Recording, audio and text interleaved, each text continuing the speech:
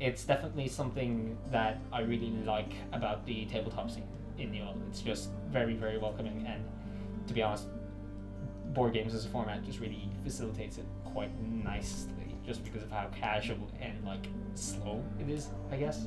Because with other formats like console games, PC games, and all that, it's all very high action, very like time sensitive. But with board games, you have as much time as you need, or until somebody gets irate with you and starts flipping the table. But thankfully, we don't have any of that here.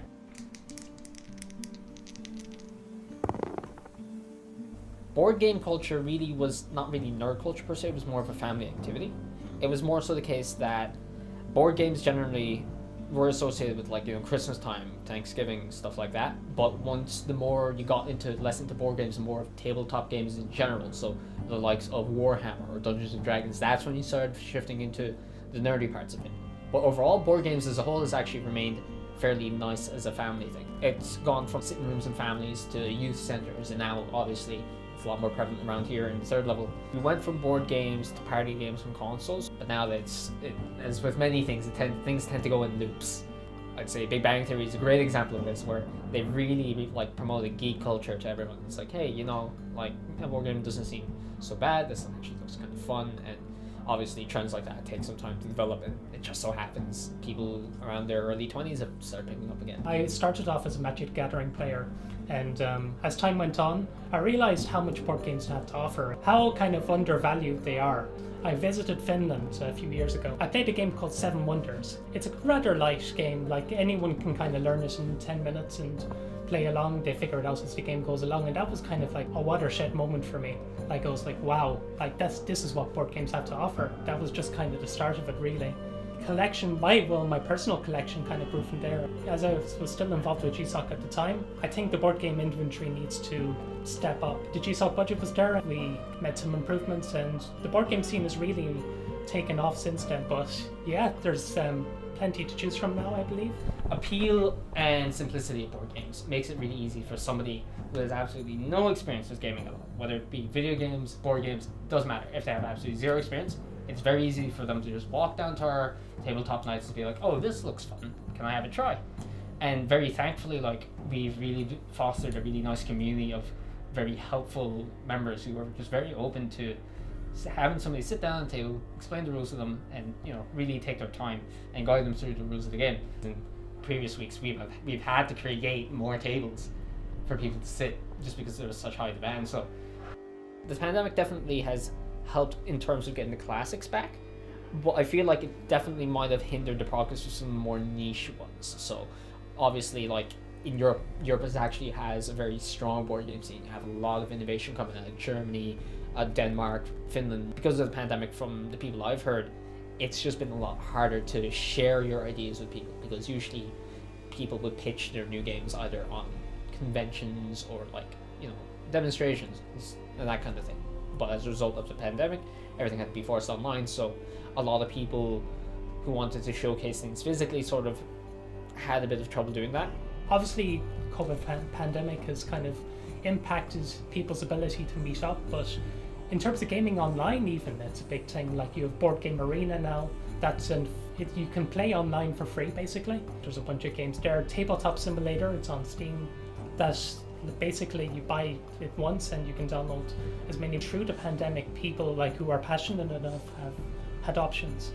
Kickstarters were a big thing, and for being able to crowdfund board games, and they're still going, but I would say that's kind of not been as big as it was before the pandemic. People have been able to play 2-player games with their kind of loved ones or family through the pandemic, but not being able to have indoor meetings was a big.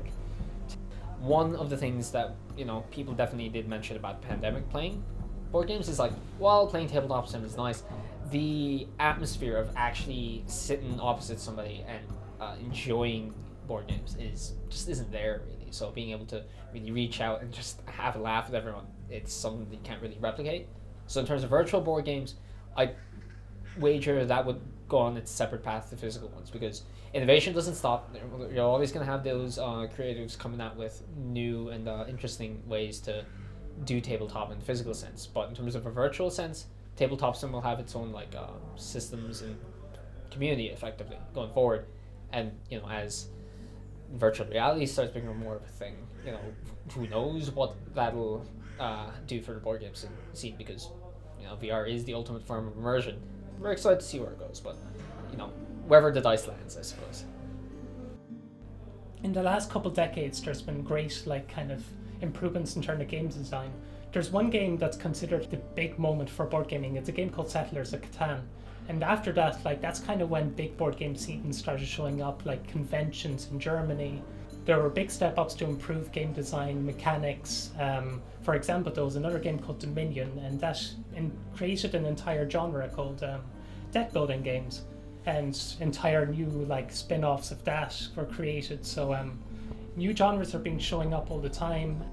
Innovation really is what really kicked forward in terms of tabletops and the pandemic, because people didn't have to spend hours upon hours painstakingly drawing out physical boards, making physical pieces. They were really just able to throw their ideas at the wall and see what works, what doesn't. Plus, with the online community, it's a lot easier to get play testers rather than trying to coerce your friends or your family or your associates from nearby to actually sit down for an hour or two to try and play test your game. When I was in fourth year, there was a big push to get the board game scene going because it's so accessible. There's so many games out there that you can just learn, even in 30 seconds, I'd say, 30 seconds to a minute.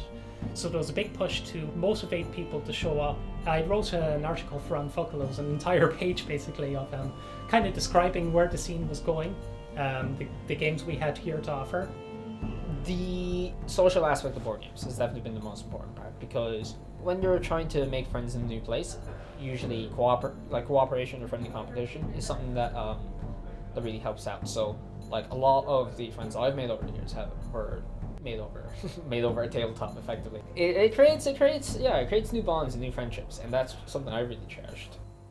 We've seen that a lot of friend groups do get formed over a tabletop night, and they tend to stick around for a good while. They might drift away from society as their interests change and do other things, but that doesn't hamper the fact that they made their bonds were formed here in tabletop.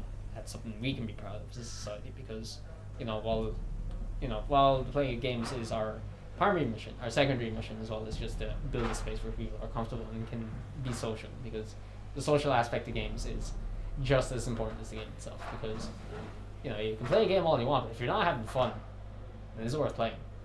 It paints a really good picture for board games going forward. It just means that they're here to stay, and this collection doesn't need to go anywhere.